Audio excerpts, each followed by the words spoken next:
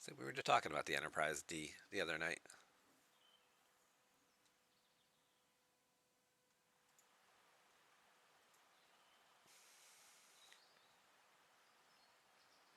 Each round, weapon damage being increased cumulatively by 179% for his tier 10 currently. That'll probably max out at what, 200% by the time it's all done.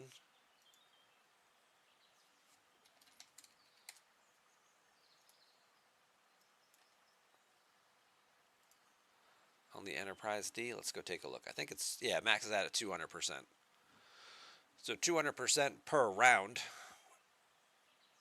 as long as you have morale, it just keeps stacking and stacking and stacking. It's not a bad ability, but this kind of goes back to what we were talking about the other night. People are asking about G5 epics and things like that. Which one is the best and why? I actually asked around a few people, and well, this will segue right into this conversation, probably a little sooner than I thought we were going to get here, but hey, we're here, so let's just go with it. A lot of fights, the fewer rounds you have the fight, the better, right? So an ability like this might take a few rounds to, really ramp up and start adding. If it's maxed out, it's 200% per round. By like round 4, round 5, you're talking 800 to 1,000% more damage. Okay, that's a significant increase, especially if you're, hitting with criticals or isolytic or things like that. I was asking around to some of the players who are in the 60s about which G5 epic they feel like is the best. Like if they had to go back and could only build one, which one would they build and which one would they use? And I got slightly different answers depending on what you're using it for. The Enterprise is currently king for PvP because of uh, the changes with the isolytic damage and the isolytic strike team boosts and things like that with the lower deck guys. Actually, Explorer strike team apparently is performing incredibly well. So the Enterprise D here with its weapon damage bonus and then stacking all of that isolytic cascade damage on top of it is actually ending fights in 1 or 2 rounds consistently between guys in the 50s and 60s. So that would be, if you're looking for more of a PvP kind of thing, the Enterprise D sounds like right now, it's not so much the ship as it is more of the officer combinations and crew loadouts. But that seems like that would be the one that people are recommending. As far as PvE goes, in that case, do I still have it open? No, I closed it. Whoops. As far as PvE goes, that one they're talking, it's the Dideritics is the better of the three ships, and it's mostly because of the cumulative gain in additional shots that you can get out of this,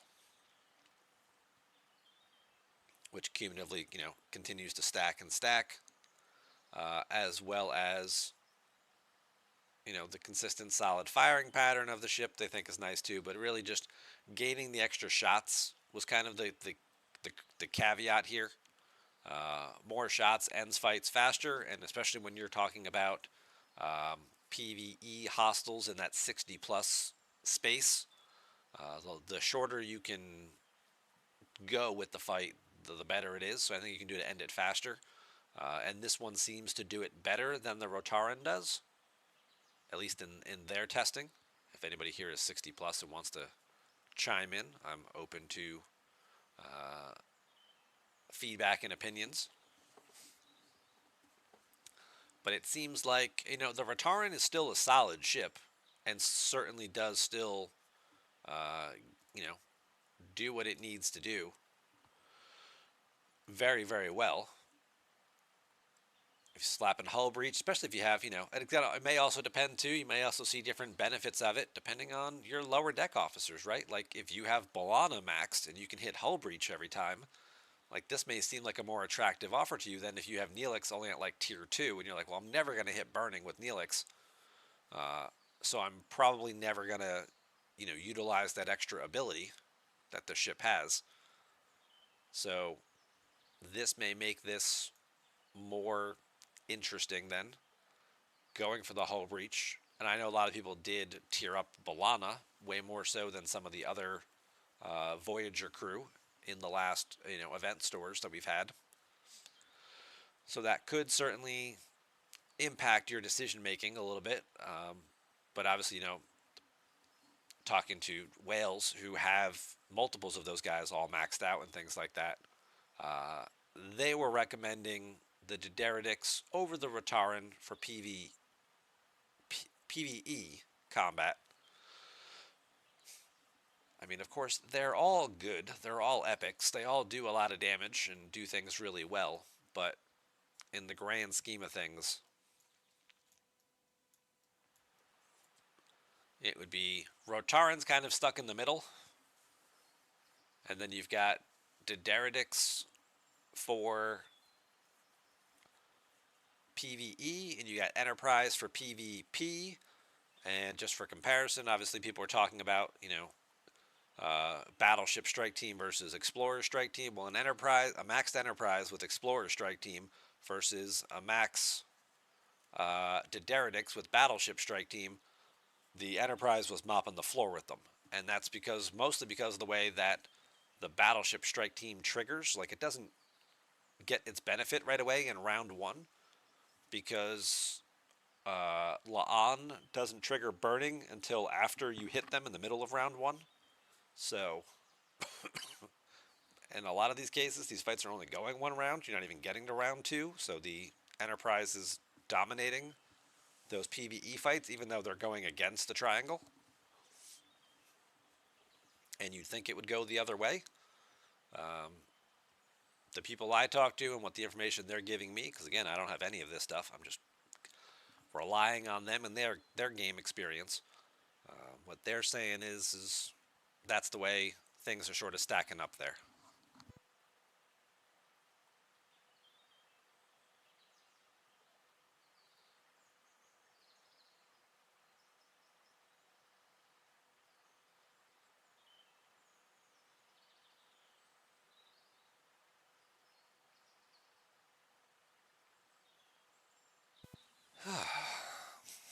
So I know for a lot of us that's a long way down. It's going to be a long road before we get there. Um, you know, maybe it's 6 months, maybe it's 12, maybe it's 2 years down the road. They'll be releasing G7 and we'll just be like, I just got my G5. But when you get there, obviously things will have changed. This game likes to shake things up every 6 months or so, 6 to 12 months with, hey, here's a new broken officer combination, or here's a new mechanic that completely changes things, or here's some new crazy research that invalidates everything else that came before it.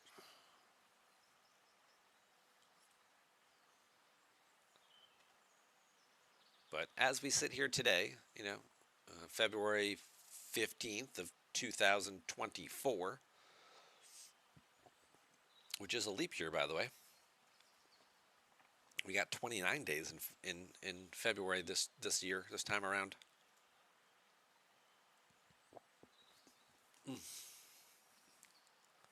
That's the way the landscape looks right now. So,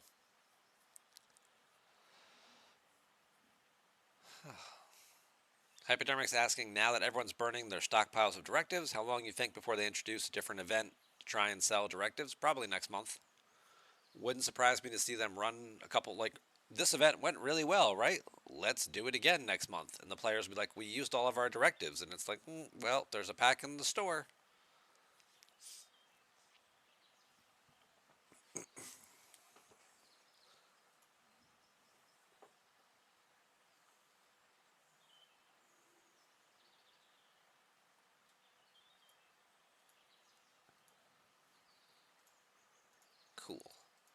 That should get me some more chests as well. So where am I at right now? Oh, we picked up a nice big chunk of this stuff already. Okay. So I only need 850 more to get this. The treasury's got, what, 2,500 in it? About 2,500.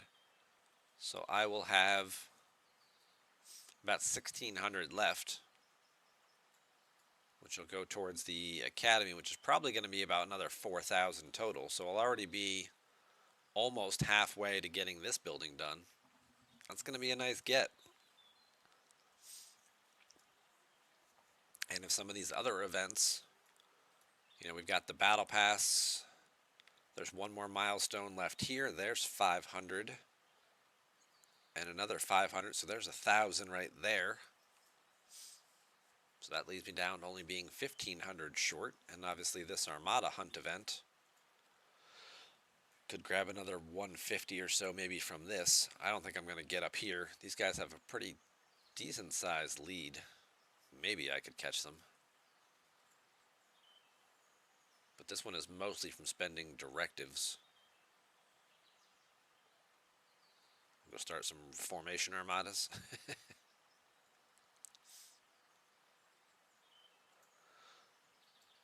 Bel Air, you got a buddy with a 4.5 billion Minerva who's helping you out.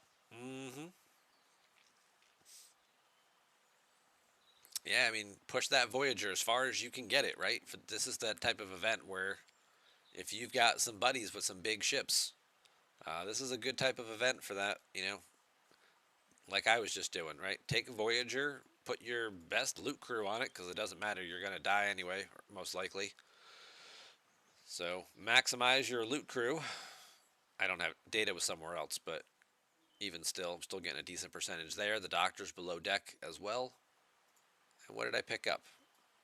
I got 150,000 from the kill, plus another 150,000 in the chest.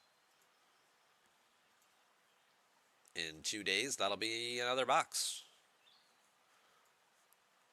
So, yeah, take advantage of it while you can. If you don't have a buddy like that, well, one, I'm sorry. I wish we could all have buddies like that.